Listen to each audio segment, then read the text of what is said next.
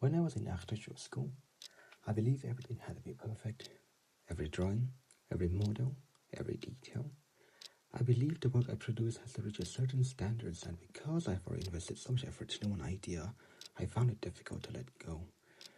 Rather than exploring new possibilities, I kept refining the same thing, convinced that another version would make it work. Before long, I found myself wandering in circles. Perhaps in school, that way of working was sufficient. There was always more time, more opportunity to refine an idea into an end result. Looking back, it was naive to think that was simply what actually was supposed to be. It was only after graduation that I began to realize the problem with chasing perfection. Nothing ever gets done. As application went in unanswered, and every rejection left me searching for a reason, I became convinced that my work was simply not good enough, that perhaps the portfolio needed another revision. But there is no end to chasing perfection. Eventually, I realized what held me back wasn't the quality of my work, but my inability to say, this is good enough.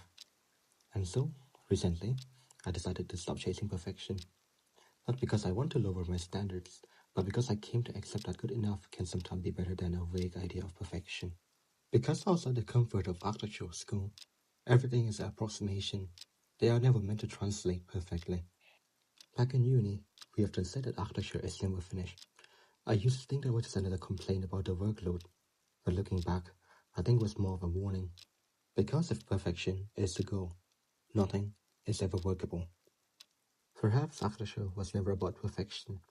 Perhaps it was always about knowing where to draw the line and then say this is good enough.